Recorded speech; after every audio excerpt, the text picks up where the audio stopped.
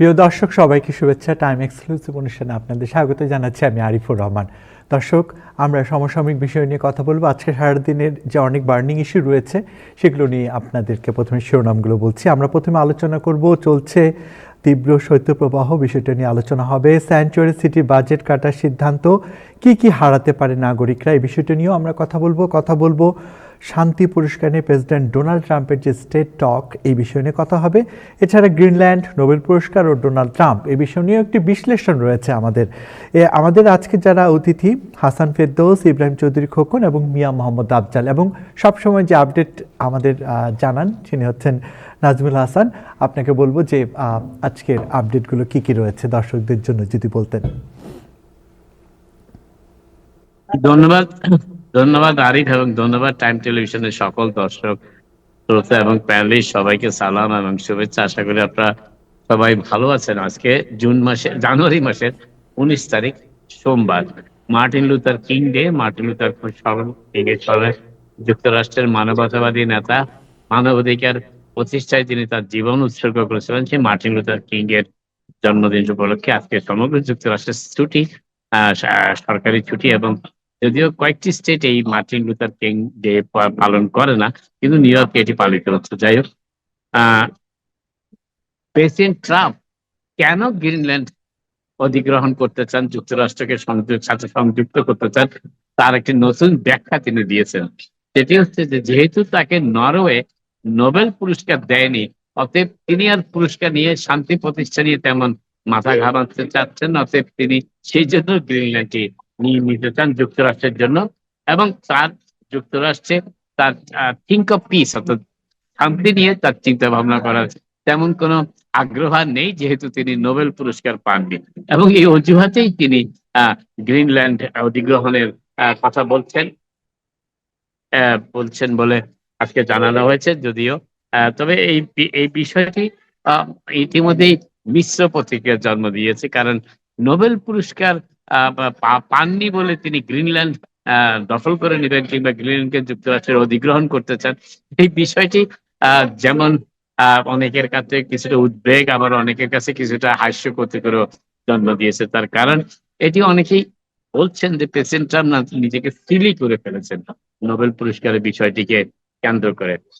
আরেকটি বিষয় যেটি বলার চেষ্টা করছি সেটি হচ্ছে যে senator Bernie Sanders social media এক্সে আজকে একটি পোস্ট করেছেন। সেই পোস্টে তিনি বলেছেন যে প্রেসিডেন্ট ট্রাম্প যদি গ্রিনল্যান্ড নিয়ে নিতে চান, যুক্তরাষ্ট্রের জন্য অধিগ্রহণ করতে চান, তবে গ্রিনল্যান্ডের নাগরিকরা এখন যে সুবিধাটি ভোগ করছে সেটি কি তিনি তাদের দিতে পারবেন? যুক্তরাষ্ট্র কি সেই সুবিধাটুকু তাদের দিতে পারবে? এবং সেই সুবিধাটির মধ্যে রয়েছে যে যেই সুবিধা গ্রিনল্যান্ড পাচ্ছে সেই সুবিধা কি আমেরিকানরা পাবে? এবং সেটি হচ্ছে ফ্রি হেলথ কেয়ার, কোনো ডিডাক্টিবল তাদের দিতে হয় না গ্রিনল্যান্ডবাসীকে। আমেরিকার সাথে সংযুক্ত হলে কি তারা সেটি পাবে? আর হচ্ছে ফ্রি কলেজ এডুকেশন। গ্রিনল্যান্ডে যারা বসবাস করেন, গ্রিনল্যান্ডে যারা অধিবাসী আছেন, তাদের কাউকেই কলেজ টিউশনের জন্য কোনো অর্থ দিতে হয় না, ফ্রি কলেজ টিউশন। 52 সপ্তাহ প্যারেন্টাল লিভ, অর্থাৎ বাবা মা হিসাবে 52 সপ্তাহ তারা ছুটি পান সন্তানের লালন পালনের জন্য, এবং 5 সপ্তাহ তারা পেইড ভ্যাকেশন পান। এটা কি গ্রিনল্যান্ডের লোকজন পাবেন যদি তারা যুক্তরাষ্ট্রের সাথে সংযুক্ত হন? এই বিষয়টি আজকে উঠেছে, এবং বার্নি স্যান্ডার্সের কলম থেকে তিনি ট্রুথ সোশ্যাল মিডিয়াতে এই পোস্টটি করেছেন। ডেনমার্ক এবং গ্রিনল্যান্ড নাগরিকরা এই সুবিধাগুলো পেয়ে থাকেন যদি যুক্তরাষ্ট্র সেটি অধিগ্রহণ করে, তারা কি সেটি পাবে কিনা। পেনসিলভেনিয়ার গভর্নর জর্জ শাপিরো, আপনাদের অনেকেরই হয়তো মনে আছে যে গত বছর প্রেসিডেন্ট নির্বাচনের সময় কমলা হ্যারিস যখন প্রেসিডেন্ট বাইডেন নির্বাচনে প্রতিদ্বন্দ্বিতা করবেন না সিদ্ধান্ত জানিয়েছিলেন, তখন কমলা হ্যারিসকে তিনি সমর্থন দিয়েছিলেন। এবং কমলা হ্যারিস ভাইস প্রেসিডেন্ট হিসেবে কাকে নিয়োগ দিবেন এই জন্য তিনি একটি কমিটি গঠন করছিলেন। সেই কমিটি কিছু সাক্ষাৎকার গ্রহণ করেছিল, এবং এই সাক্ষাৎকারের এক পর্বে তারা পেনসিলভেনিয়ার তৎকালীন গভর্নর, এখনো গভর্নর অবশ্য, শাপিরো, যিনি ইহুদি বংশোদ্ভূত, তাকে প্রশ্ন করেছিলেন। এবং তাকে প্রশ্ন করতে তারা জানতে চেয়েছিলেন যে জর্জ শাপিরোর সাথে ইসরায়েলের, বিশেষ করে তেল আবিবের কোনো ঘনিষ্ঠ সম্পর্ক আছে কিনা, এবং তিনি তেল আবিবের স্বার্থ রক্ষার জন্য কোনো কাজ করেছেন কিনা। এখানে মনে রাখা দরকার যে জর্জ শাপিরো একসময় ইসরায়েলি ডিফেন্স ফোর্সের আইডিএফ এর ভলেন্টিয়ার হিসেবে কাজ করতেন এবং এই বিষয়টি স্পষ্ট করায় তিনি অনেক বিব্রত বোধ করেছেন। জর্জ শাপিরো তিনি একটি বই লিখেছেন, সেই বইটি আগামী দিন কয়েকের মধ্যে প্রকাশিত হবে এবং সেই বইয়ে তিনি এই কথাটি উল্লেখ করেছেন যে এটি তার জন্য একটি বিব্রতকর প্রশ্ন ছিল। ইহুদি সম্প্রদায় বংশ ইহুদি সম্প্রদায় ভুক্ত হওয়ার কারণে শাপিরও এই বিষয়টা ক্ষুদ্র প্রতিক্রিয়া ব্যক্ত করেছেন। যদিও শাপিরোর এই বক্তব্যের পর কমলা হ্যারিসের ক্যাম্পেইন টিম থেকে এখনো কোনো মন্তব্য করা হয়নি। তবে বিষয়টি যেহেতু তিনি ইহুদি সম্প্রদায়ভুক্ত, সেই জন্য তাকে ইসরায়েলের সাথে সম্পর্কিত করার চেষ্টা করা হয়েছিল। তবে অনেকেই অবশ্য বলেছেন, বিভিন্ন সোশ্যাল মিডিয়াতে মন্তব্য করেছেন, তার যে মন্তব্য সেই মন্তব্যের প্রত্যুত্তরে তারাও বলেছেন যেহেতু তিনি ইসরায়েলি ডিফেন্স ফোর্সের ভলান্টিয়ার হিসেবে কাজ করছেন, অতএব তাকে এই ধরনের প্রশ্ন করাটা অনেকটা স্বাভাবিকই ছিল। আরেকটি বিষয় যেটি বলার চেষ্টা করছি সেটি হচ্ছে গাজার ব্যাপারে প্রেসিডেন্ট ট্রাম্পের যে পদক্ষেপ এবং সেই পদক্ষেপের মূল নিয়ন্ত্রক হিসাবে ইসরায়েল চিহ্নিত করেছে জ্যারেড কুশনারকে এবং জ্যারেড কুশনার ইসরায়েলের প্রতি দ্বিমাত্রা সুলভ আচরণ শুরু করছেন এবং বিশেষ করে ইসরায়েলের বর্তমান যে সরকার রয়েছে বেঞ্জামিন নেতানিয়াহুর সরকার, সেই সরকারের প্রতি প্রেসিডেন্ট ট্রাম্পের জামাতা জ্যারেড কুশনার শত্রুতামূলক আচরণ করছেন। এটি ইসরায়েলের প্রধানমন্ত্রী নেতানিয়াহু আজকে জানিয়েছেন এবং তিনি বলেছেন যে ইসরায়েল যে যে কমিটিটি গাজার ব্যাপারে প্রেসিডেন্ট ট্রাম্প ঘোষণা করেছেন, সেই কমিটি গঠনের ব্যাপারে মূল নেপথ্যের মানুষটি হচ্ছেন জ্যারেড কুশনার এবং সেই জন্য ইসরায়েলের কোনো প্রস্তাবনা কিংবা ইসরায়েলের কোনো পরামর্শ গ্রহণই করা হয়নি এই গাজা কমিটি গঠন করার সময়।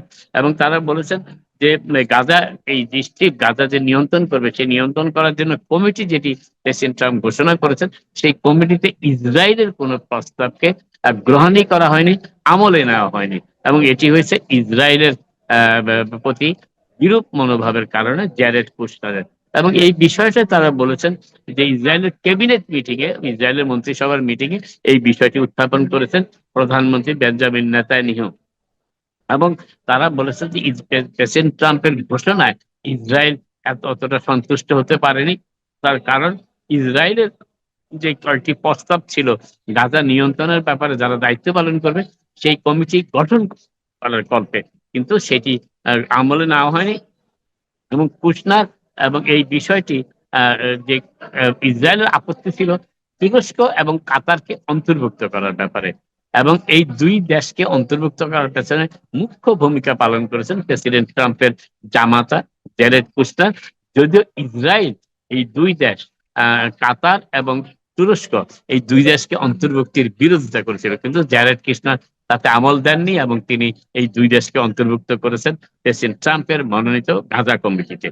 এবং এটাই হচ্ছে ইসরায়েলের ক্ষোভ। তারা মনে করেন যে এই দুইটি দেশকে সংযুক্ত করার ফলে ইসরায়েলের যে প্রভাবটি গাজা নিয়ন্ত্রণের ক্ষেত্রে তারা আশা করেছিল সেটি আর থাকছে না এবং সেই জন্য ইসরায়েলের সরকারের যে ওয়েবসাইট রয়েছে সেইটা বলা হয়েছে তাতে যে কুশনার প্রতিশোধটা নিয়েছেন এই কারণে যে ওয়েস্ট ব্যাংককে যখন আরব আব্রাহাম অ্যাকর্ড সাইন করা হয় 2020 সালে, সেই 2020 সালে পশ্চিম তীরকে সংযুক্ত করার ব্যাপারে যে পরামর্শটি ছিল সেখানে জ্যারেড কুশনার ইসরায়েলের বিরোধিতা করেছিলেন এবং ইসরায়েল তখন সেই আব্রাহাম অ্যাকর্ডটি স্বাক্ষর করতে সক্ষম হয়েছিল যদিও, কিন্তু যেহেতু জ্যারেড কুশনারের তাতে আপত্তি ছিল, এখন তিনি সুযোগ পেয়েছেন, এখন সেই জন্য তিনি প্রতিশোধ পরায়ণ হয়েছেন এবং ইসরায়েলের প্রতি এই প্রতিশোধ নিয়েছেন গাজা কমিটির নিয়ন্ত্রণ করার জন্য যে কমিটি গঠন করা হয়েছে সেই কমিটি গঠনের ক্ষেত্রে।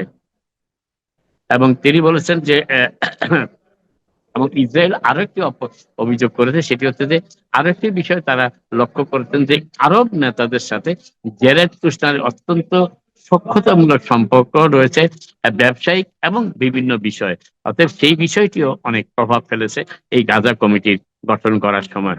তখন যে বিষয়টি দেখা যাচ্ছে যে বিশ্ব শান্তি প্রতিষ্ঠার ক্ষেত্রে যে গাজা যদি গুরুত্বপূর্ণ একটি অধ্যায় হিসাবে চিহ্নিত হয়ে থাকে, তবে সেই অধ্যায়ের মূল নিয়ন্ত্রকই হয়ে দাঁড়িয়েছেন প্রেসিডেন্ট ট্রাম্পের জামাতা জ্যারেড কুশনার এবং মধ্যপ্রাচ্যের বিশেষ করে আরব দেশগুলির কয়েকটি আরব দেশের সাথে তার ঘনিষ্ঠ সম্পর্ক ইসরায়েলকে বিব্রতকর অবস্থায় ফেলে দিয়েছে। আরেকটা বিষয় যেটি বলার চেষ্টা করছি সেটি হচ্ছে যে আহ, সেটি হচ্ছে যে ইসরায়েল এমনও অভিযোগ করেছে যে জ্যারেড কুশনারের ফলে ইসরায়েলের প্রতি যুক্তরাষ্ট্রের নীতিরও ব্যাপক পরিবর্তন হয়েছে। তারা লক্ষ্য করছেন সেটি এই গাজা কমিটি নির্বাচনের সময় তারা সেটি অনুভব করতে পেরেছেন। নিউ ইয়র্ক সিটির মেয়র জোহরান মামদানি আজকে নতুন একটি প্রকল্পের সাথে সমর্থন দিয়েছেন। সেটি হচ্ছে যে নিউ ইয়র্ক সিটির হেলথ অ্যান্ড হসপিটাল কর্পোরেশনের জ্যাকবি ক্যাম্পাসের এটি সূচনা করা হয়েছে। সেটি হচ্ছে যে জাস্ট হোম হাউজিং প্রজেক্ট। এই হোম হাউজিং প্রজেক্টটি অবশ্য সাবেক মেয়র এরিক অ্যাডামসের মেয়াদের শেষ দিকে গ্রহণ করা হয়েছিল, সেপ্টেম্বর অক্টোবর মাসের দিকে। এবং এই পরিকল্পনা ছিল যে যারা জেল থেকে মুক্ত হবেন, অর্থাৎ নিউ ইয়র্ক সিটি জেল থেকে বের হয়ে এবং যারা বিভিন্নভাবে অসুস্থ রয়েছেন, মানসিকভাবে অসুস্থ রয়েছেন, তাদেরকে এই জ্যাকবি হাসপাতালের কাছাকাছি একটি ভবনে রাখা হবে এবং তাদের চিকিৎসা প্রদান করা হবে। এবং এই বিষয়ে অবশ্যই স্থানীয় মরিস পার্ক এলাকার হাউজিং প্ল্যানের এই চিহ্নিত করা হয়েছে, কিন্তু মরিস পার্ক, ব্রঙ্কসের মরিস পার্ক এলাকা হাউজিং এর এলাকায় যারা বসবাস করেন তারা এই প্রকল্পটির বিরোধিতা করেছেন। তারা বলেছেন যে তারা তাদের এলাকাতে এই সমস্ত অপরাধী যারা জেল থেকে মুক্ত হয়েছেন তাদের সেখানে তারা থাকুক, এটি তারা চান না।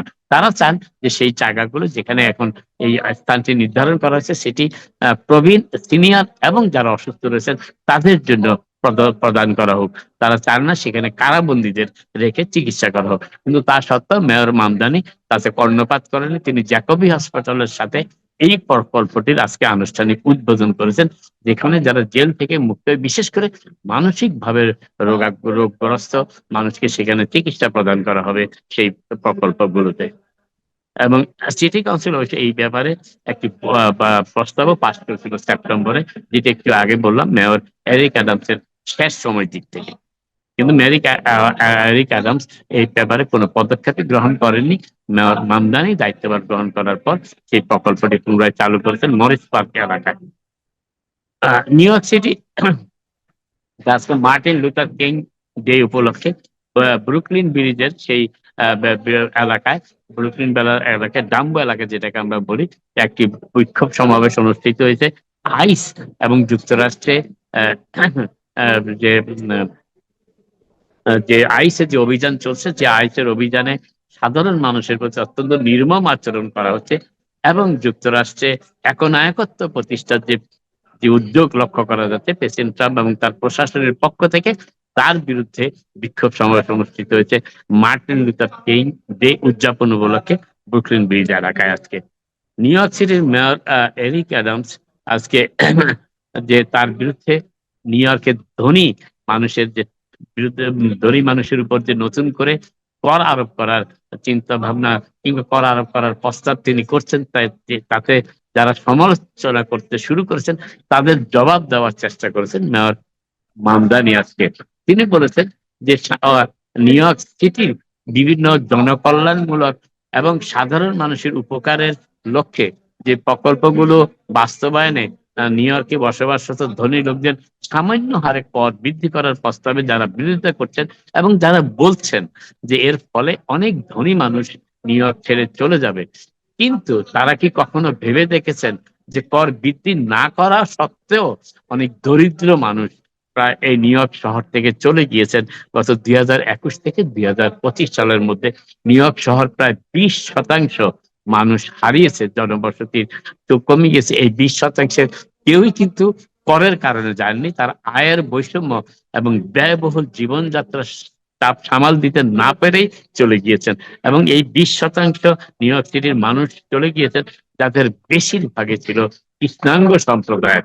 কিন্তু তিনি তাদের প্রতি কোনো অনুকম্পা কিংবা সহানুভূতিশীল আচরণ লক্ষ্য না করে সামান্য কয়েক, এমনকি 1% নয়, এমন কর বৃদ্ধি করার প্রস্তাবে যারা ক্ষুব্ধ হয়েছে, যারা বিরূপ প্রতিক্রিয়া ব্যক্ত করেছেন, তিনি বলেছেন যে নিউ ইয়র্ক শহরে কিছু মানুষ পেন্ট হাউসে দিন কাটান, নির্বিঘ্নে।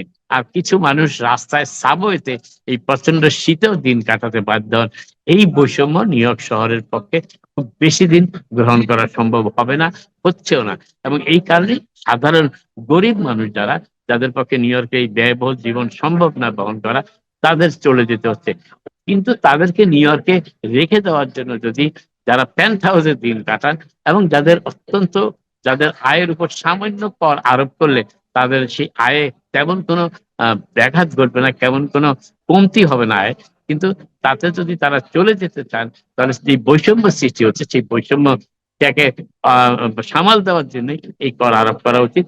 এবং যে 20% মানুষ গত 4-5 বছরে নিউ ইয়র্ক সিটি ত্যাগ করেছেন, সেই তাদের বিষয়টিও, যারা বলছেন যে ধনী লোকরা ছেড়ে চলে যাবেন, তাদের একই সাথে তাদের বিষয়টিও ভাবা উচিত। মেয়র মামদানি আজকে নিউ ইয়র্কবাসীকে সেই কথাটি স্মরণ করে দিয়েছেন মার্টিন লুথার কিং যে উদযাপন উপলক্ষে ব্রুকলিনের একটি সমাবেশে বক্তব্য রাখতে গিয়ে। আপাতত এখানে শেষ করি, আবার আপনাদের সাথে কথা হবে।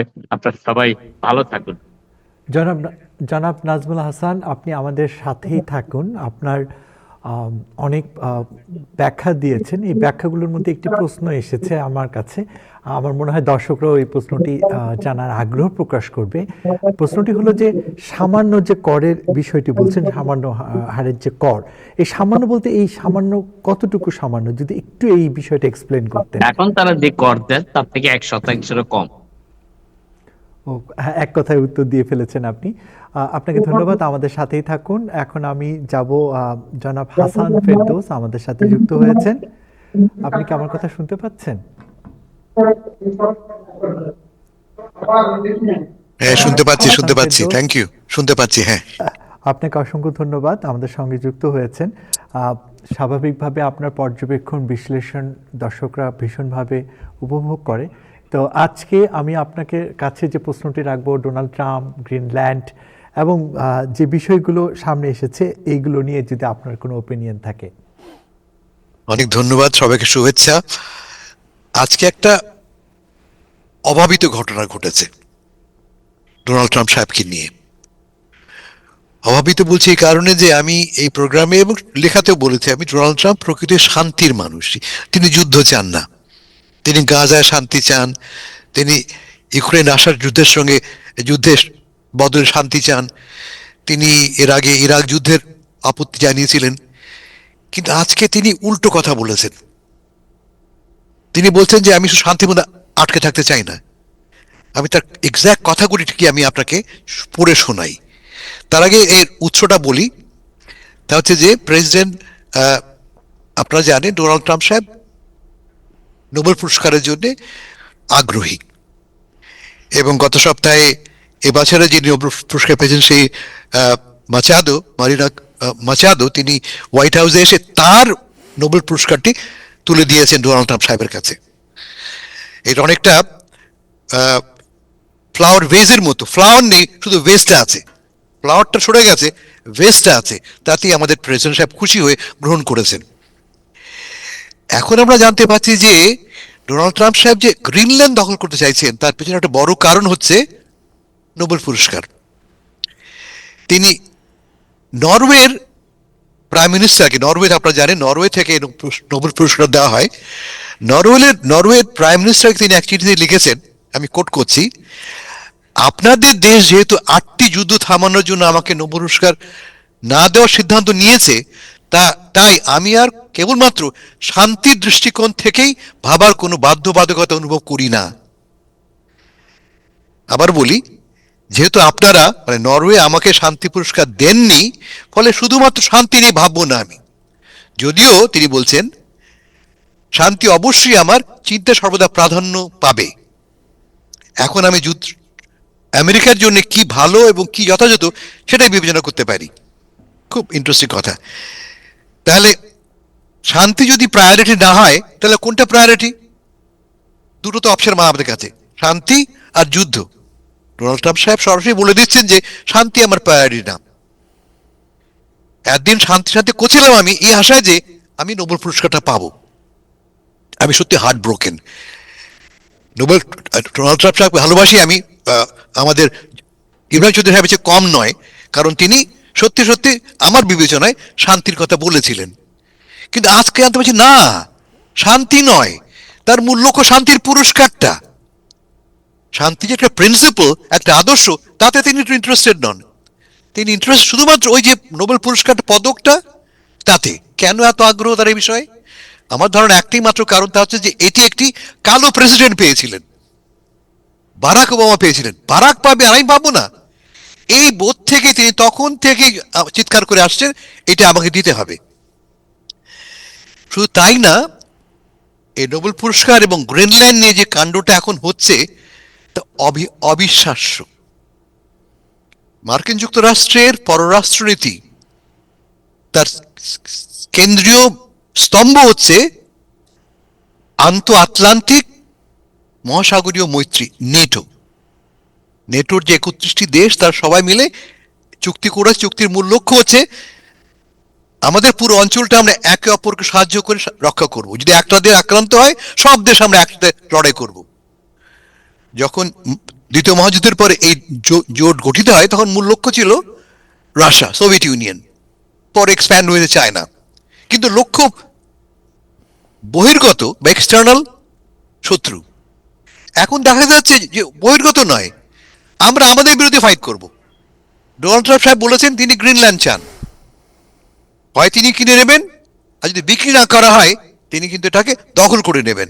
তিনি বলেছেন সহজ উপায় নয় বাঁকা পথে, হয় আমাকে দাও, নাহলে হয় আমি বাঁকা পথে যাব।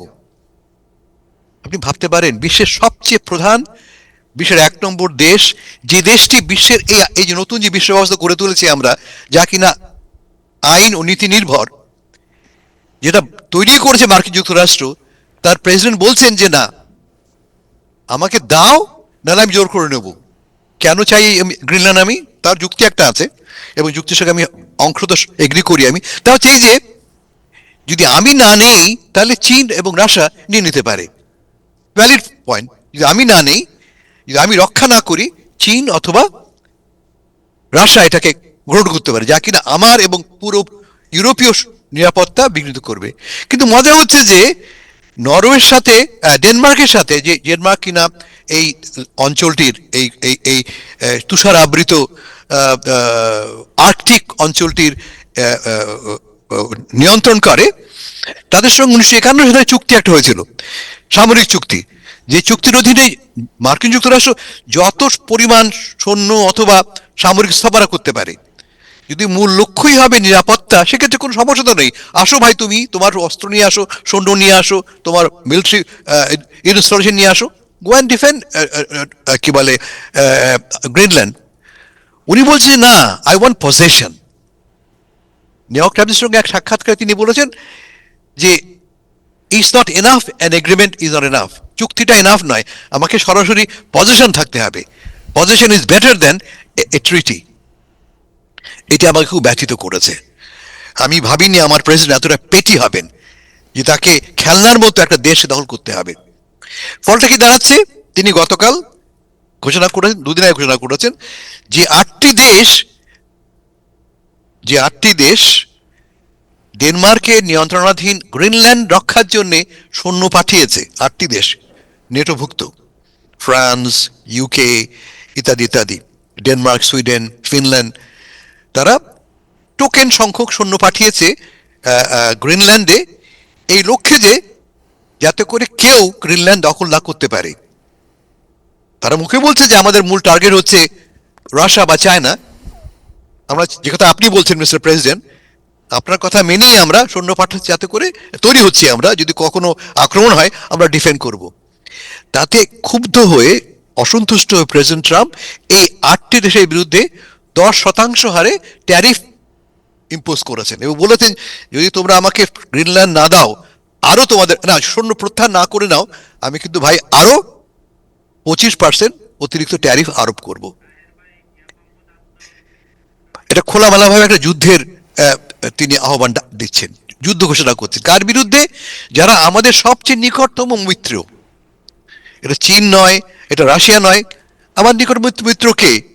ফ্রান্স, ইউকে, ডেনমার্ক, ফিনল্যান্ড, যাদের সঙ্গে আমার বন্ধুত্ব, যাদের সঙ্গে আমি একসাথে যুদ্ধ করবো, একসাথে আমি ডিফেন্ড করবো বলে প্যাক্ট করেছি। যে প্যাক্ট 1948 থেকে আজ পর্যন্ত বিশ্বশান্তি ধরে রেখেছে, সেই প্যাক্ট আমি ভেঙে দিচ্ছি। এটি একটা ভয়াবহ অবস্থা। বিশ্ব ব্যবস্থা পুরোটাই বদলে যাবে যদি নেটো ভেঙে যায়, এবং এখন আমরা একদম তার প্রান্তে পৌঁছেছি যেখানে নেটো ব্যবস্থা ভেঙে যাবে। নেটো ভাঙলে লাভটা কার? আমেরিকার কোনো লাভ নেই কিন্তু নেটো ভাঙলে, কারণ আমি তো নেতা নেটোর, আমি তো নেটো প্র্যাকটিক্যালি ওন করি। এই পুরো পশ্চিম ইউরোপীয় দেশগুলি আমার নিয়ন্ত্রণাধীন এক অর্থে। নেটো ভেঙে গেল, লাভটা কার? লাভ মূলত রাশিয়ার। রাশিয়া দীর্ঘান চেষ্টা করছে, অনেক ট্রাই করছে এটাকে দুর্বল করতে। দুর্বল করে লাভটা কি? রাশিয়া যা খুশি করতে পারবে সেক্ষেত্রে। এই যে আমরা বলি নেটোর চার্টার আছে, তাতে বলা আছে 5 নম্বরে যে একটা দেশ আক্রান্ত হলে সব দেশ তাকে ডিফেন্ড করবে। নেটোই নেই, ডিফেন্ড করবে কি তাহলে? ইউক্রেন যাবে গোল্লায়, ওদিকে চীন খুশি হবে, কারণ চীন সেক্ষেত্রে তাইওয়ান দখল করে নেবে, দখল করার বাধা করে কেউ থাকবে না। ফলে এই যে বিশ্ব ব্যবস্থা আমরা গড়ে তুলেছি সেকেন্ড ওয়ার্ল্ড ওয়ারের পরে, যার কেন্দ্রে কি জাতিসংঘ ব্যবস্থা, সেটা ভেঙে পড়বে। খুব দুর্ভাগ্যজনক। Thank you. আপনাকে যে বিষয়টি বলতে চাই, যে এখানে যারা প্যানেলে আছে, জনাব ইব্রাহিম চৌধুরী খোকন, জনাব আবু তাহের, জনাব হাসান ফেরদৌস চমৎকার বিশ্লেষণ করেছে। তো আপনাদের এই বিষয়ে কিছু বলার আছে কিনা? জি, আমি বলে ফেলি। তাই স্যার,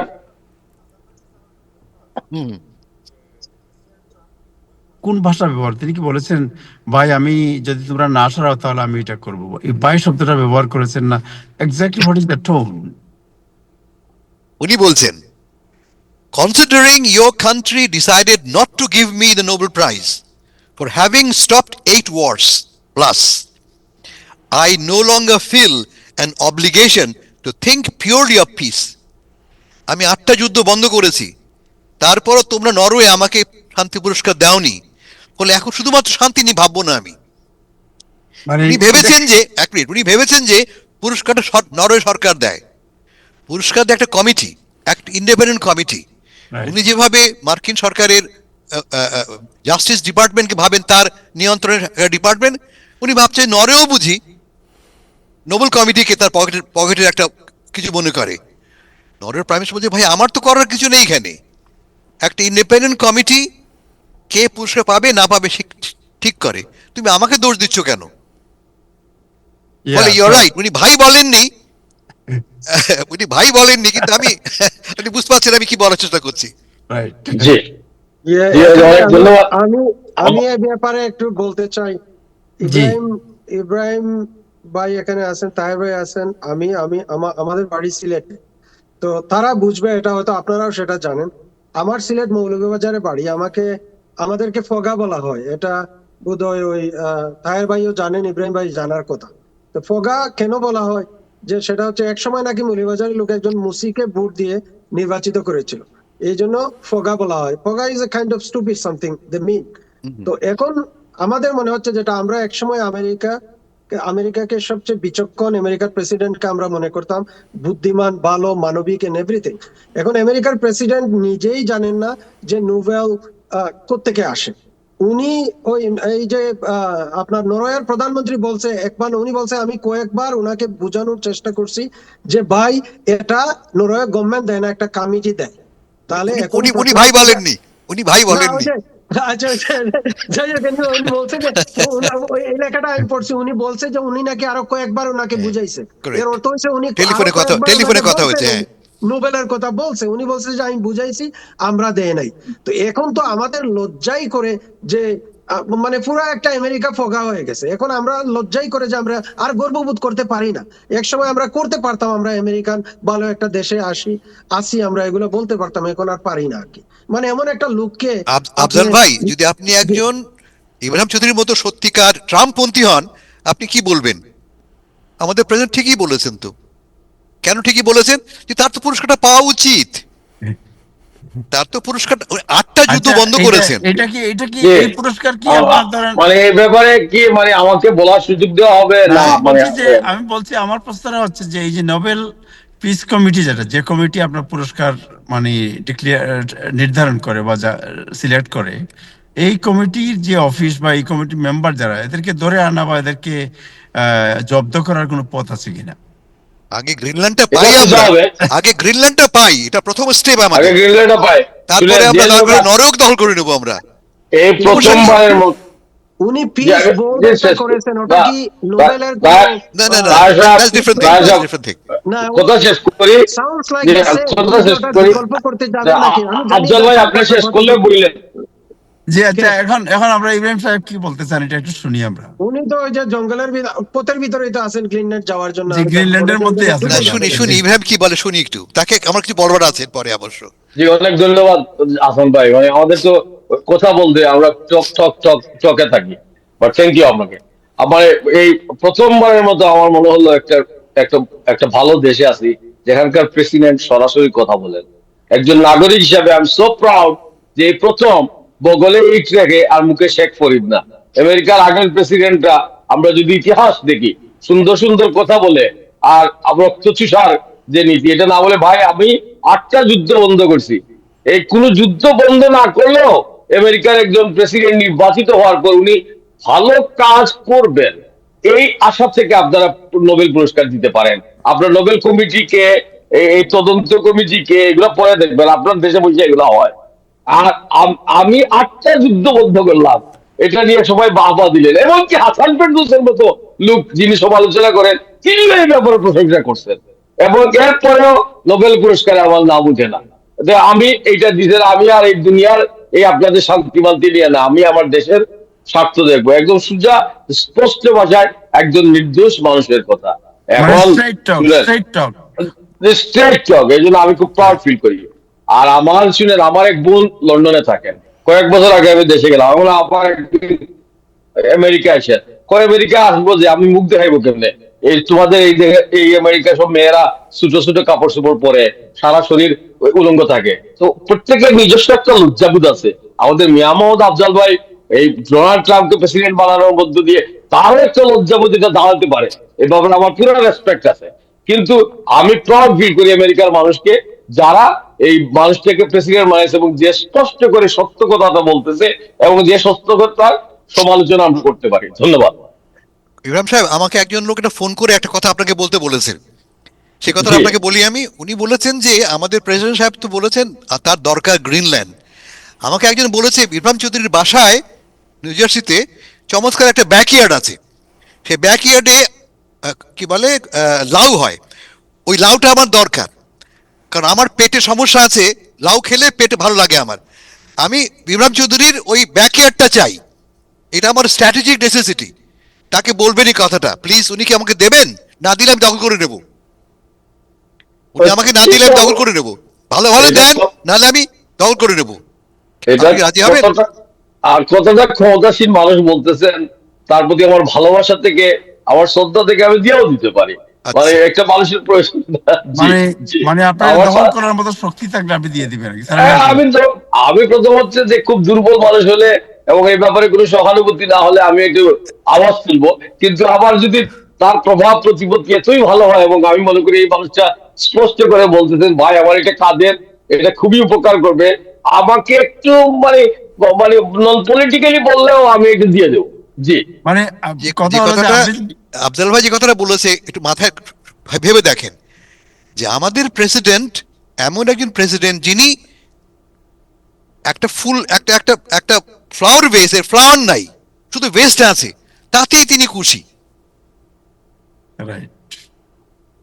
ফ্লাওয়ার ভেসে কি থাকে? পুরা- ফুলদানিতে ফুল থাকে, ফুল নাই, এটা শুধু কতটা ফুলদানিতে দুঃখ আছে। আমাদের, যে হ্যাঁ? আমাদের কতটা দুঃখ যে আমাদের পুরোটা তাতেই তিনি পাওয়ার খুশি। কথা। মানে তার মানে ব্যাপারটা কতটা আমি কি বলবো, খেলো ব্যাপার হয়ে পড়েছে। আমাদের প্রেসিডেন্ট কি এতই খেলো? তাকে কি এত সামান্যতে খুশি করা যায়? তিনি বিশ্বের 1 নম্বর প্রেসিডেন্ট, তিনি কেনই শুধু ফুলদানি পিছিয়ে ছুটবেন? এক। আর 2 নম্বর যেটা চৌধুরী সাহেব বুঝতে পারছে না, তা হচ্ছে এই যে এই বিশ্বটাকে আমরাই বানিয়েছি, আমরা মানে আমেরিকা বানিয়েছি, আমাদের স্বপ্নে, আমাদের ভাবনায়, আমাদের বিশ্বাসে। তার কেন্দ্রে কি আছে? আইন, আন্তর্জাতিক আইন। যখন প্রেসিডেন্ট ট্রাম্প বলেন আমি নেব গ্রিনল্যান্ড, সহজ পথে না বাঁকা পথে, তখন তিনি কি করেন? জাতিসংঘ চার্টারের প্রথম ধারাতে বলা আছে কোনো দেশ অন্য কোনো দেশকে তার সার্বভৌমত্ব হানি করতে পারবে না। ফার্স্ট ধারাতে বলা আছে। প্রেসিডেন্ট ট্রাম্প ঠিক সেটাই করছেন। Very unfortunate. আর আফজাল ভাই একটা কথা বলেছেন, বোর্ড অফ পিস, এটা একটু বলে নিই, ভালো কথা। বোর্ড অফ পিসটা কি জিনিস? গাজাতে শান্তি রক্ষার্থে এবং রিকনস্ট্রাকশনের জন্য বোর্ড অফ পিস করেছেন। এবং তাই না, বলছেন যে যারা মেম্বার হতে চাও $1 বিলিয়ন চাঁদা দিতে হবে। 3 বছরের বেশি তুমি থাকতে চাও, চাঁদা $1 বিলিয়ন। আর আমি মিস্টার প্রেসিডেন্ট ঠিক করব কে হবে কে হবে না, কতদিন কে থাকবে, মানে ভিটো পাওয়ারটা আমার, ভিটো পাওয়ারটা এবং আমার। হাসান ভাই, এবং হাসান ভাই, ভারতের প্রধানমন্ত্রী নরেন্দ্র মোদীকে ওই বোর্ডে যোগদানের জন্য আমাদের গ্রেট প্রেসিডেন্ট আমন্ত্রণ জানিয়েছেন। ওনারা দুইজন মিলে যে শান্তিটা করবেন, এই শান্তি তো চিরস্থায়ী হবে, এ ব্যাপারে কোনো সন্দেহেরই কোনো অবকাশ রাখে না। আমার মনে হয় ইব্রাহিম চৌধুরীকে ট্রাম্প সাহেবের পক্ষ থেকে নোবেল পুরস্কারের মতো একটা ফুলদানি দেওয়া হোক, তাতে তিনি খুশি হবেন। ফুল ছাড়া জাস্ট ফুলদানি দেওয়া হোক। Thank you. অন্য প্রসঙ্গে আসি আমরা। জি, আচ্ছা, thank you. ডোনাল্ড ট্রাম্প, আমি একটা কথা বলি, ডোনাল্ড ট্রাম্প সাহেব এত বড় একটা দেশের পাওয়ারফুল একজন প্রেসিডেন্ট, এবং উনি যা ইচ্ছা তাই করছেন, কোনো কিছু উনি মানতেছেন না, কারো কোনো কথাই মানেন না, কনস্টিটিউশন মানেন না, ইন্টারন্যাশনাল ল মানেন না, কোনো কিছুই মানেন না, উনি যা ইচ্ছা তাই করেন। তো লজ্জার প্রশ্ন এখানে এই কারণে আসছে যে আপনারা এই কবিতা পড়ছেন কিনা আপনারা জানি না, যে করিতে পারি না কাজ, সদা বয়ে সদা লাজ, সংশয়ে সংকল্প সদা টলে, পাঁচে লোকে কিছু বলে। যে আমরা যে পাঁচে আমরা যারা আছি, আমরা যে লোকগুলি কি বলছি, ওটা যদি উনি তোয়াক্কা করতেন তাহলে উনি এইসব করতেন না। এর অর্থ হচ্ছে কি, যাদের লজ্জা আছে তারা মানুষের কথা শুনে, যারা লজ্জাহীন তারা মানুষের কথা শুনে না। উনার প্রতিটা কাজ, এটা আমি জানি না উনার এই ধরনের কোনো ইচ্ছা আকাঙ্ক্ষা আছে কিনা জানি না, উনি ওয়ার্ল্ডকে যেদিকে নিয়ে যাচ্ছেন, যে উনি বোধহয় আজীবনের জন্য প্রেসিডেন্ট থেকে যেতে চাচ্ছেন। দ্য রিজন ইজ লাইক, যদি উনি ওয়ার্ল্ড ওয়ার বাধাইয়া দিতে পারেন, নেক্সট ইলেকশন হবে না, হয়তো কালকে উনি বলে ফেলতে পারেন যে আমি ওয়ার্ল্ড ওয়ার বাধাইয়া দিব, হয়তো নোবেলের জন্য বাধাইয়া দিতে পারেন। উনি বলতেছেন উনি আর শান্তি চান না, উনি একটা যুদ্ধ চান to get the Nobel. How লজ্জাহীন! এবং আমরা কিভাবে সমর্থন করব? এবং আমরা এখন বলতেও পারবো না যে ওনার কাজের জন্য আমরা লজ্জাবোধ করি, এটা একটা না, কথা হলো? যুদ্ধ যদি হয় তাহলে প্রেসিডেন্টকে সাপোর্ট করতে হবে আমাদের সবাইকে, বুঝছেন? So It is our constitutional, it is our constitutional obligation. Hasan ভাই এই বিষয়টা একটু ক্লিয়ার করবেন। আমি জানি যে যুদ্ধ চলাকালীন অবস্থায় ইলেকশন হয় না, এটা হাসান ভাই একটু বলেন এই ব্যাপারে, আমি যেটুকু না জানি। না, যুদ্ধ আমরা মার্কিন যুক্তরাষ্ট্রে সেকেন্ড ওয়ার্ল্ডের সময় নির্বাচন হয়েছে। যুদ্ধ সিদ্ধান্ত যদি না হয়, যেমন ইউক্রেনে পার্লামেন্টের মাধ্যমে এবং গণভোটের মাধ্যমে সিদ্ধান্ত হয়েছে যে এখন কোন নির্বাচন হবে না। আমরা সেই সিদ্ধান্ত নেই নাই এবং নেবও না। আর একটা কথা, যুদ্ধ হওয়া মানে যে আমাকে সমর্থন করতে হবে তা কিন্তু না। মনে আছে এর এক যুদ্ধের সময় যে যুদ্ধ আমরা ইম্পোজ করছি, আমাকে আক্রমণ করলে ভিন্ন কথা, আমি আক্রান্ত হলে অবশ্যই ডিফেন্ড করবো আমেরিকাকে, এটা আমার দায়িত্ব। কিন্তু এই যুদ্ধ তো আমি বসাচ্ছি। ইরাকের যুদ্ধ তো আমেরিকায় আক্রান্ত হয় নাই, আমেরিকা উল্টো আক্রমণ করেছে। সে কারণে ট্রাম্প সাহেব সহ লক্ষ লক্ষ লোক তার প্রতিবাদ করেছে। যুদ্ধ মানেই কিন্তু সমর্থন করবো না আমি। আপনারা দেখেছেন যে 6জন সেনেটর এবং কংগ্রেসম্যান একটা ভিডিও করেছেন। তারা কি বলছেন, যে আইসকে তারা বলছেন কোনো ইললিগাল অর্ডার মানবে না, ইললিগাল অর্ডার মানবে না। যদি তোমার প্রেসিডেন্ট ইললিগাল মানে বেআইনি কোনো আদেশ দেয়, তার প্রোটেস্ট করা তোমার দায়িত্ব, তার প্রোটেস্ট করা তোমার দায়িত্ব, বিকজ তুমি আইনের পক্ষে। Thank you so much, thank you. আমার মনে হয় আফজাল ভাই, ট্রাম্প সম্পর্কে যেহেতু কথা উঠছে, সুতরাং ট্রাম্প সাহেব তো একটা থ্রেড করেছেন নিউ ইয়র্ক সিটির বিরুদ্ধেও, যে তিনি স্যাংচুয়ারি সিটি যা আছে সবার বাজেট কাট করে দিচ্ছেন। আমাদের কমিউনিটির মধ্যে একটা আতঙ্ক বিরাজ করছে যে উনি যে বাজেট কাট করবেন, এই বাজেট কাট করলে কিন্তু এমন না যে নিউ ইয়র্ক সিটিতে কোনো ধরনের প্রতিক্রিয়া পড়বে না। নিউ ইয়র্ক সিটিতে অনেক ধরনের যে আপনার সামাজিক সুবিধা আছে, এই সুবিধার মধ্যে প্রভাব পড়বে। বিশেষ করে immigrant community, low income community, underserved community, they all will face kind of hardship. So কি ধরনের হার্ডশিপ হতে পারে আপনার মনে হয়, সমস্যা হতে পারে যারা লো ইনকাম পিপল? শুভেচ্ছা সবাইকে। আপনার যে প্রশ্ন করলেন, যে আজকেই বোধহয় উনি এ ধরনের একটা হুমকি দিচ্ছেন যে আপনার প্রায় 12টা স্টেট এবং 18টা স্যাংচুয়ারি সিটিজ এদের ফেডারেল ফান্ডিং বন্ধ করে দিবেন যদি তারা ফেডারেল গভর্নমেন্টের সাথে সহযোগিতা না করে। এখন প্রশ্ন হচ্ছে নিউ ইয়র্ক সিটি কি কি যে প্রশ্ন আপনি করলেন, কি কি সুবিধা এটাতে ইম্প্যাক্ট হতে পারে, আর স্যাংচুয়ারি সিটিটাই বা কি? স্যাংচুয়ারি সিটি হচ্ছে যে এক ধরনের সিটি যেখানে মানুষ তারা যেটা নিশ্চিত করতে চায়, the citizen of this city or the people of this city can live without fear, contribute to the community equally, and হচ্ছে যে যদি প্রয়োজনে তারা যাতে ল এনফোর্সমেন্ট এজেন্সির সাথে উইদাউট এনি ফিয়ার ওর অ্যারেস্টের ভয় না করে তাদের সাথে যোগাযোগ করতে পারে, এটাই সেঞ্চুরি সিটি আপনার নিশ্চিত করতে চায়। এখন ট্রাম্প তো যেভাবে ইনফোর্স করতেছেন যে আপনার ইমিগ্রেশন যে দৌড় পাকড় যেভাবে শুরু করছেন, যেভাবে ফিয়ার সৃষ্টি করছেন, এবং সেঞ্চুরি সিটি কিন্তু এগুলাতে আপনার কোপারেশন করতেছে না করার কারণে উনি কিন্তু এখন বলতেছেন যে আমি, কারণ উনি তো কোনো আইন কানুনের তোয়াক্কা করেন না, উনি মনে করেন যে উনি যাই বলেন তাই আইন, এবং উনি যতটুকু তার ক্ষমতার প্রয়োগ করা যায়, যতটুকু করা যায় উনি কোনো ধরনের বাস বিবেচনা চিন্তা না করে সেটা উনি করতে চান। এখন যে যে এসেনশিয়াল যে সমস্ত, বিশেষ করে আমরা যেহেতু একটা কমিউনিটি টিভিতে কথা বলছি, আমাদের কমিউনিটিতে কি কি সুবিধা ইম্প্যাক্ট হতে পারে সেটা আমরা বললে বোধহয় সবচেয়ে ভালো হবে। অনেক কিছু ইম্প্যাক্ট হবে, কিন্তু আমাদের কমিউনিটি যেটা না, যেমন ফুড স্ট্যাম্প যেটা আছে, ফুড স্ট্যাম্প সেটা ইম্প্যাক্ট হবে যদি বন্ধ হয়ে যায়। ক্যাশ অ্যাসিস্ট্যান্ট ইম্প্যাক্ট হবে। তারপরে মেডিকেড আমরা যারা নেই, আমরা অনেকেই মেডিকেড নেই, আমাদের মেডিকেডটা ইম্প্যাক্ট হবে। সেকশন 8 হাউজিং ভাউচার, যেমন যারা বাড়ি ঘরে থাকে, এখানে সেকশন 8 প্রায় 75% গভর্নমেন্ট পে করে থাকে, 25% they pay out of the pocket, সেটা হচ্ছে ইম্প্যাক্ট হবে। তারপর হচ্ছে এডুকেশনে ইম্প্যাক্ট কি হবে, যেমন প্রাইমারি স্কুল, যে সমস্ত এলিমেন্টারি স্কুল আছে অথবা হাই স্কুল আছে, ফ্রি লাঞ্চ দেওয়া হয়, is funded by the federal government, এগুলি ইম্প্যাক্ট হবে। চাইল্ড কেয়ার ইম্প্যাক্ট হবে। বড় দাগে ইনফ্রাস্ট্রাকচার, যেমন ধরেন রেল, সড়ক, সেতু, যেগুলি ওগুলাতেও কিন্তু ফেডারেল গভর্নমেন্ট থেকে ফান্ড আসে। সো বেসিক্যালি সবগুলি প্রোগ্রামে ইম্প্যাক্ট হবে। এখন প্রশ্ন হচ্ছে যে প্রেসিডেন্ট ডোনাল্ড ট্রাম্প যে হুমকি দিচ্ছেন, এটা কি উনি বাস্তবায়ন করতে পারবেন কিনা? পারবেন, হ্যাঁ পারবেন, আবার না। হয়তোবা উনি কোনো এক্সিকিউটিভ অর্ডারের মাধ্যমে সাময়িক সময়ের জন্য এটা উনি বন্ধ করে দিতে পারেন, কিন্তু the state is protected by 10 amendments protecting state rights. সুতরাং এটা নিয়ে অনেক মামলা মোকদ্দমা হবে, বিভিন্ন স্টেট মামলা করবে, সিটিজ মামলা করবে। ফেডারেল গভর্নমেন্ট শুধুমাত্র আইসকে সহযোগিতা না করার কারণে ফেডারেল গভর্নমেন্ট এই সমস্ত কি বলে ওই যে ফান্ডিং গুলা বন্ধ করতে পারে কিনা।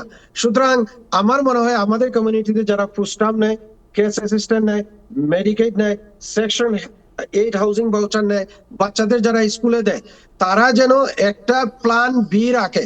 সাময়িক সময়ের জন্য ওটা সাসপেন্ড হতে পারে। You know about our president, উনি বলছেন উনি করতে যাবেন, এবং আমার মনে হয় এটা ওভারটার্ন করা হবে কোর্ট কর্তৃক।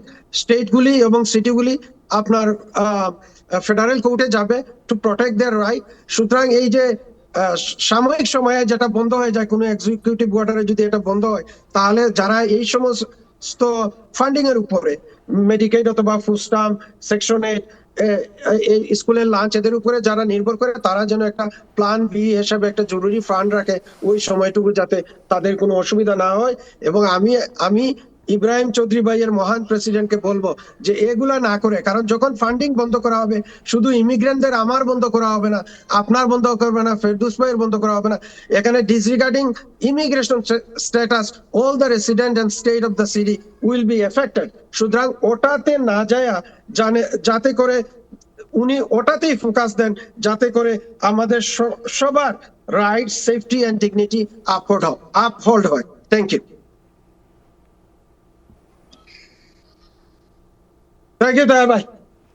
এখানে আমি যারা এখানে প্যানেল আছেন, এখানে সবার কাছে আমার একটি প্রশ্ন আছে যে আমরা ডোনাল্ড ট্রাম্পের বিভিন্ন স্টেপ নিয়ে আলোচনা করছি, সমালোচনা করছি, তো যুক্তরাষ্ট্রে বসবাসকারী নাগরিকদের মধ্যেও এক ধরনের উদ্বেগ আছে।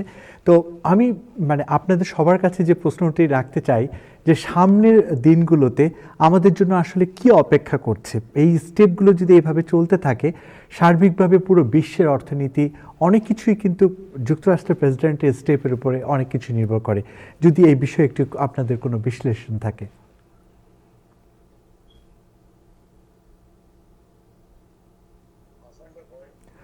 জনাব হাসান ফেরদৌস, আপনার কাছে এই নিয়ে কোনো বিশ্লেষণ কি আছে যে সামনের এক পৃথিবী? কথায় আগামী দিনগুলি ভয়াবহ। ভালো খবর খুব একটা কিছু নেই, এক্সেপ্ট মিড টার্ম।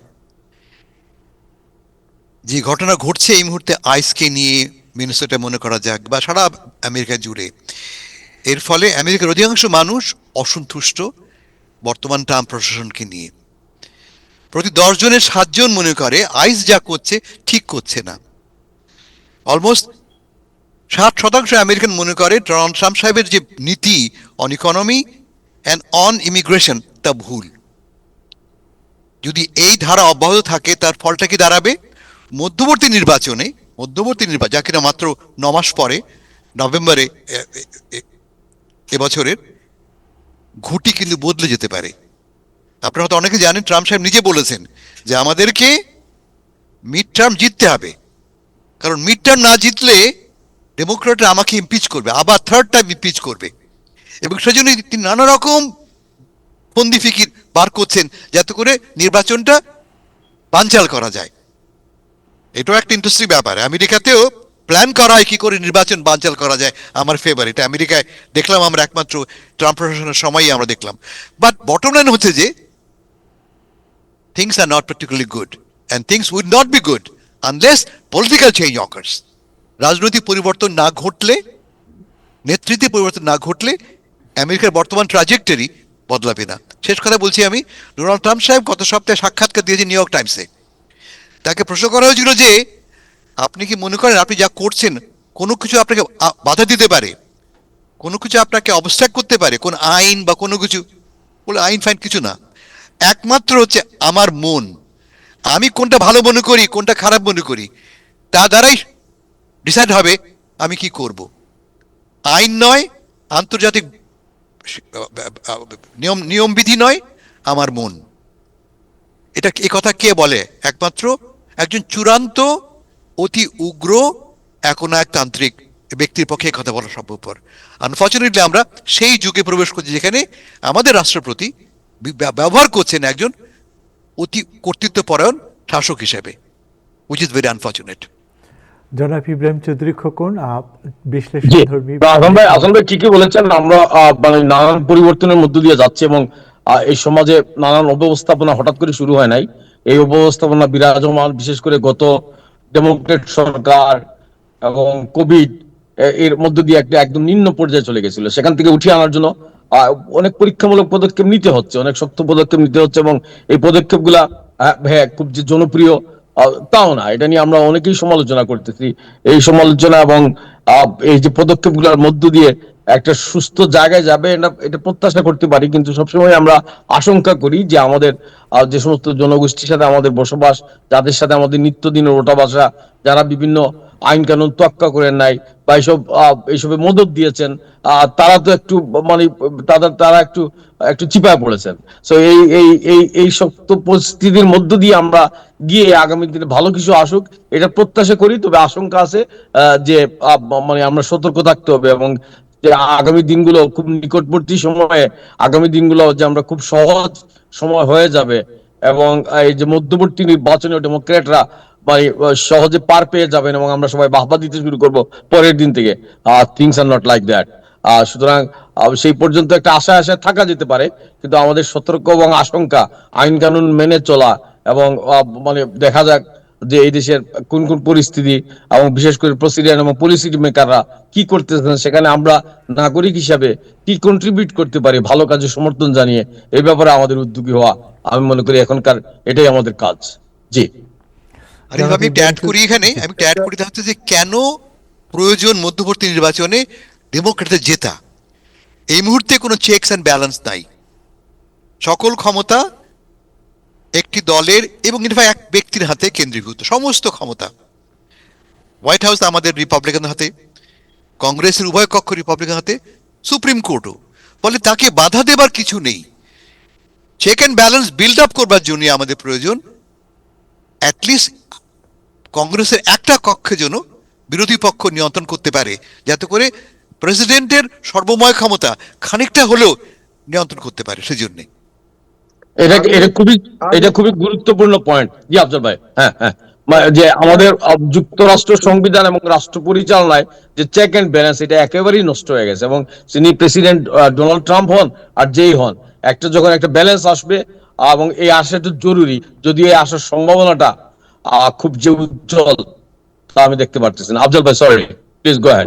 এটা আমি তো আরো সিভিয়ার কনসিকুয়েন্স হতে পারে আমি চিন্তা করছি, যে যেভাবে চলছে বা উনি যেভাবে চালাচ্ছেন একটা সিভিল ওয়ারও হয়ে যেতে পারে। এটার কারণ আমি বলি, যে সেটা ওই যে স্যাংচুয়ারি সিটির কথা বললাম আমরা, এখানে উনি তো শান্তি শৃঙ্খলা প্রতিষ্ঠা করার জন্য উনি এটা করতে চাচ্ছেন, এবং উনি এমন উইয়ার্ড কথাবার্তাও বলছেন যে এই যে ইমিগ্রেন্টদেরকে বিদায় করতে হবে কেন, উনি এটাও বলছেন যে এরা নাকি প্রতিবেশীর কুকুর, তারপরে আপনার বিলাই এগুলা খায় ফেলে ইত্যাদি কথাবার্তা বলছেন, একটা প্রেসিডেন্ট মুখ থেকে আসে।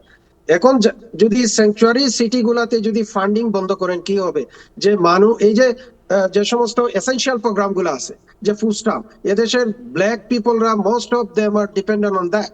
তো যখন এটা বন্ধ করে দিবেন, আইন শৃঙ্খলা পরিস্থিতির বিরাট অবনতি হবে।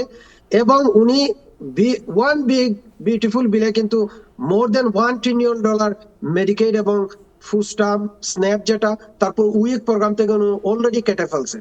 এবং উনি যে সমস্ত রেটরিক্যাল কথাবার্তা বলছিলেন, উনি নির্বাচনকালীন সময়ে অর্থনীতিকে কোথায় নিয়ে যাবেন, কি করবেন ইত্যাদি, কিন্তু কোনো কিছু করতে পারেন নাই বিদায় উনি এখন এই সমস্ত সেফটি নেট প্রোগ্রাম যেগুলো আছে, মানুষের লাইফ লাইন, ওগুলাকে হাত দিয়েছেন। কিন্তু আমার প্রশ্ন হচ্ছে, আমি যদি অর্থনীতিবিদ না, উনার কাছে অ্যাডভাইস করার মতো উনার অর্থনীতিবিদরা দেখে থাকলে উনি কথা শুনেন না, আমি নিশ্চিত।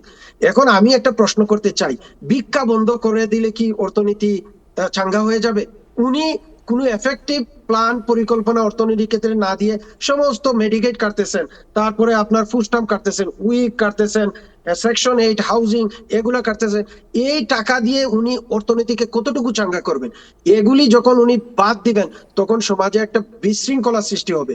এই বিশৃঙ্খলা থেকে একটা সিভিল ওয়ার হয়ে যেতে পারে, কারণ মানুষ যখন নিজেকে ডিপ্রাইভ মনে করবে, এবং উনি ক্লাস অফ পিপলকে উনি রিপ্রেজেন্ট করতেছেন, এবং যারা ডিপ্রাইভ আছে, আন্ডার কি বলবো, আন্ডার হোয়াট ইজ কল, যারা সুযোগ সুবিধা থেকে বঞ্চিত, তারা যদি মনে করে যে আমরা বঞ্চিত হচ্ছি, সুতরাং এক ধরনের সিভিল হওয়ারও সম্ভাবনা আছে। এবং এই যে ইব্রাহিম যেটা বলতেন, কংগ্রেস এবং সিনেটের মার্জিনটা কিন্তু খুব বড় না। আমরা যেভাবে অসন্তুষ্ট, আরেকটা জিনিস দেখেন, এমনিতে আপনি আমার ফুড স্টাম্প কাটলেন, আমার ক্যাশ অ্যাসিস্ট্যান্ট কাটলেন, আমার চাইল্ড কেয়ার কাটলেন, আমার মেডিকেট কাটলেন, আজকে আমি টাকা পাঠাই আসলাম এই প্রথম সামান্য ফ্যামিলি মেনটেন্যান্সের জন্য দেশে, $6 ফি নিছে মানি ট্রান্সফার কোম্পানি, আমাকে আবার 1% করে এক্সাইজ ট্যাক্স দিতে হচ্ছে। তাইলে আমি যখন আমার সবকিছু যখন আমার ফি যখন ওয়ালে টেকে যাবে, আমার কোনো কিছু করার থাকবে না। তো সুতরাং উনি একটু পজিটিভ, আমার তো মনে হয় ওনার একটা মেন্টাল এন্ড ফিজিক্যাল অ্যানালাইসিস ভালো একটু ডাক্তার দিয়ে করানো দরকার। যেভাবে উনি আগাচ্ছে, যে তাড়াহুড়া উনি করছেন, মনে হচ্ছে যেন উনার হাতে কোনো সময় নাই। তো আমার মনে হচ্ছে উনি নিজেও বুঝতে পারতেছেন হয়তো মিড টার্ম উনি লুজ করবেন, এই জন্য যা ক্ষতি করার উনি এর আগেই করে ফেলতে চান, ওনার হাতে সময় নাই। আজকে জানুয়ারি মাস, আরো 10 মাস, এই জন্য আমার মনে হয় ওনাকে থামতে হবে। আর যদি না থামে, ইব্রাহিম যেটা আশা করছেন যে পরিবর্তন হবে না, আমরা আশা করছি পরিবর্তন হবে এবং বড় ধরনের বিশৃঙ্খলা হতে পারে। Thank you. জনাব ইব্রাহিম চৌধুরী খোকন, আপনি ডোনাল্ড ট্রাম্পকে নিয়ে আলোচনাও করেন মাঝে মাঝে, আমার মনে হয় সমালোচনাও থাকে। আজকে আপনার কাছে ফাইনালি কিছু শুনতে চাই। না, আপনি মানে আমাদের এই আলোচনাটা শুনে, আলোচনাটা খুব জরুরি। এবং মানে আমি টাইম টেলিভিশনকে ধন্যবাদ দিতে চাই, হাসান ফেরদৌস সহ, আমাদের মিয়া মোহাম্মদ আফজাল ভাই সহ যারা আছেন। মানে এখানে ডোনাল্ড ট্রাম্পের যে আরেকটা আমেরিকা আছে, আর আমেরিকা, তার মাধ্যমে যে আমেরিকার শ্বেতাঙ্গ জনগোষ্ঠী বা রক্ষণশীল মানুষ বা যারা তার সমর্থক, তারা কি বলতে চান, এই কথাগুলো বলার খুব সুযোগ আমাদের কমিউনিটিতে ছিল না। এটা আমি টাইম টেলিভিশনের মাধ্যমে এটা বলার সুযোগ পাই। পাইতে গিয়ে আমার উপর হামলা হয়। এই হামলা কখনোই ব্যক্তিগত না। এবং আমি যখন বলতে শুরু করি, এই মোহাম্মদ আফজাল ভাইকে তো ভয় করি, হাসান ভাইকে তো ভয় করি, তবে অনেক পজিটিভ জিনিসপত্রের মূল্য যখন বৃদ্ধি পায়, আমরা আক্রান্ত হই। আমাদের অভিবাসী শুনেন, এই হেলথ কেয়ার বলেন, হোম কেয়ার বলেন, ফুড স্ট্যাম্প বলেন, আমরা জানি এগুলো অবিউজ হচ্ছে। কিন্তু এই অবিউজে যদি 10 জন মানুষ জড়িত থাকে, কিন্তু আরো 10 জন মানুষ উপকৃত হচ্ছে, আর আমাদেরই মানুষ। আমরা যখন আমার কমিউনিটির উপর কোনো আক্রমণ হবে, সেটা উনি প্রেসিডেন্ট হন আর যেই হন, আমি আমার কমিউনিটিকে, আমার ঘরে যখন আগুন লাগবে, আমি আমার কমিউনিটিকে প্রথম ডিফেন্ড করব। তো ডোনাল্ড ট্রাম্প বিশেষ করে অভিবাসন নিয়ে যে বাড়াবাড়ি, এটা বাড়াবাড়ির যে একটা পর্যায়ে চলে গেছে, নিয়ন্ত্রণ হোক, আইন শৃঙ্খলা পরিস্থিতি বা আইনের মাধ্যমে এই যে ইমিগ্রেশনটাকে একটা ভালো জায়গায় নিয়ে আসুক, এটা সবাই আমরা চাই। আমরা এখানে কেউই আইন লঙ্ঘন করা, আইন অমান্য করা, এটাকে উৎসাহ দিই না। কিন্তু এটা নিয়ে, এটার মাধ্যমে যে অস্থিরতা শুরু হয়েছে সমাজে, এটা আমরা কেউ চাই না। ঘুরে ঘুরে আজকে আমি অন্তত 4-5টা ফোন পেয়েছি যারা আগামীকাল পরশু মানে দেশে যাইতে চান, তাদের গ্রিন কার্ড আছে, তারা তাদের টিকিট বাতিল করতেছেন অজানা ভয়ে। আমাদের কাছে কোনো উত্তর নাই। আমরা তো কাউকে নির্ভয়ে বলতে পারি তুমি মানে আমেরিকার সিটিজেন হইলে যাও, কিন্তু তুমি যদি বলে আমি ফুড স্ট্যাম্প খাই, আমি হেলথ কেয়ার পাই, আমি ওই হোম কেয়ার নিতেছি আমার বাপের জন্য, আমার কি আটকাবে? এই যে অমূলক প্রশ্নগুলার, এগুলার তো উত্তর আমাদের জানা নাই। আমরা শুধু বলতে পারি যে তুমি যদি আইন লঙ্ঘন না করে যাও। তো এই যে সামাজিক অস্থিরতা, এটা যখন আমার কমিউনিটির মানুষ ভোগ করবে, তিনি প্রেসিডেন্ট হলেও বিনয়ের সাথে আমরা বলবো যে এই মানুষকে অস্থির করে কোনো কিছু অ্যাচিভ করা যায় না। তো আমরা আশা করব আমরা নিজেরা সংশোধন হব, এবং পাশাপাশি আমরা এই সংকটের সময় প্রত্যাশা করব মানে এই দেশটা ভালো হোক, এবং প্রেসিডেন্ট ডোনাল্ড ট্রাম্পের মধ্য দিয়ে এই দেশে সুখ শান্তি আসুক, এবং আগামী নির্বাচনে রিপাবলিকানরা জয়ী হোক। জি, আপনি শেষ মুহূর্ত রিপাবলিকদের জয়ী হবার ব্যাপারেই প্রত্যাশা করলেন। খুবই ডিপ্লোম্যাটিক কথা বলেছেন। আমরা অনুষ্ঠান একদম শেষ দিকে চলে এসেছি। মিয়া মোহাম্মদ আফজাল, আপনার কাছে বলবো যে এই যে ট্যাক্স সিজন আসতেছে, আমাদের টাইম টেলিভিশনের এই মুহূর্তে যারা দর্শক আছে তাদের জন্য আপনি সবসময় পরামর্শ দিয়ে থাকেন, একদম শেষ মুহূর্তে কোনো কিছু পরামর্শ দেওয়ার থাকলে, কোনো আপডেট থাকলে এই মুহূর্তে আপনি দিতে পারেন। The officially tax season is on at the beginning of this month, January 1st. So IRS already has declared that they're going to start accepting the return on 26th of this month. তো আর বেশি দিন বাকি নেই, আজকে থেকে প্রায় এক সপ্তাহ এরপর থেকে আইআরএস যেহেতু রিটার্ন অ্যাকসেপ্ট করবে। তো এই জন্য যারা ট্যাক্স পেয়ার আছে তারা তাদের যে সমস্ত রিকোয়ার্ড ডকুমেন্ট আছে এগুলো এখনই আপনি গেদার করে রাখবেন। কোনো মিসিং ডকুমেন্ট দিয়ে ট্যাক্স ফাইল করবেন না। যদি করেন তাহলে it will trigger an audit, এবং শেষ পর্যন্ত আপনি you have to end up with big penalties and fine etc. So সমস্ত ডকুমেন্ট গেদার করে তা যদি হয় তাহলে আপনার একজন ভালো প্রিপেয়ারার দেখে, তার ক্রিডেন্সিয়াল এবং ভালো প্রিপেয়ারার দেখে ফাইল করতে যাবেন। কারণ অনেক প্রিপেয়ারার এখন অনেকেই ট্যাক্স ফাইল করে, যদি আপনার একজন ক্রিডেন্সিয়াল প্রিপেয়ারার হলে আপনার জন্য ভালো হয়, সেটা করবেন। আর এই বছর আরেকটা জিনিস হচ্ছে যে আপনার ডাইরেক্ট ডিপোজিট ছাড়া পেপার চেক এখন আর ইস্যু করবে না। এটা ইস এ প্রেসিডেন্সিয়াল অর্ডার যে এটা ডাইরেক্ট ডিপোজিট করতে হবে। সুতরাং যাদের কোনো ব্যাংক অ্যাকাউন্ট নাই তারা যেন এবার ব্যাংক অ্যাকাউন্ট করে ফেলে to get their refund back. আর আরেকটা জিনিস হচ্ছে যে এইবার যেহেতু বড় অঙ্কের রিফান্ড, এটা একটা ভালো, ইব্রাহিম ভাই will be happy to know that এবার সবাই একটু বেশি করে রিফান্ড পাবেন। ট্যাক্সের কিছু কিছু ভালো কাজ উনি করছেন, এটাও আমরা স্বীকার করতে চাই। Is gonna help people to get more money back, এবং তারা যেন সঠিকভাবে সুন্দরভাবে ট্যাক্স ফাইল করেন। অনেকে আইসা বলেন যে ভাই আমি যেন খুব বেশি টাকা পাই, এই একটা ব্যবস্থা করে দেন। তবে আমি বলবো এটা না বলে আপনি যাদের কাছে ফাইল করতে যাবেন তাকে বলবেন যে ভাই আমাকে সঠিকভাবে রিটার্নটা করে দেন, তাহলে যদি যাতে আমার কোনো ঝামেলা না হয়, বেশি টাকার চিন্তা না করে সঠিকভাবে রিফান্ডটা করার চেষ্টা করবেন, তাহলে শান্তিতে আপনি ঘুমাতে পারবেন। আর বর্তমান সময় বেশ ভালো না, যেমন আমাদের মহান প্রেসিডেন্ট সাহেব আপনার এখন যেটা করছেন যে উনি এমনও বলতেছেন যে কোনো কিছুতে যদি কোনো ফ্রড পাওয়া যায়, যে ধরেন এটা ইমিগ্রেশন হতে পারে, সেটা ট্যাক্সেশন হতে পারে, সেটা গভর্নমেন্ট ফান্ডিং এর ক্ষেত্রে হতে পারে, তাহলে উনি ডিনেচারালাইজ করে দিবে, ওই প্রক্রিয়াতে উনি যাচ্ছেন। সুতরাং আমাদের প্রেসিডেন্ট সাহেব তো এরকমই, যে দেখা উনি হচ্ছে যে আমাদের একটা কথা আছে যে মাথার ব্যথা হলে কি আপনি মাথা কেটে দিবেন নাকি এটার কোনো সমাধান করবেন? আমাদের প্রেসিডেন্ট সাহেব মাথাই কেটে দেন, যেমন দেখা গেছে যে মানুষ যে সমস্ত প্রোগ্রামে বা ইমিগ্রেশনে ফ্রড করছে এই জন্য উনি ভিসাই স্থগিত করে দিয়েছেন।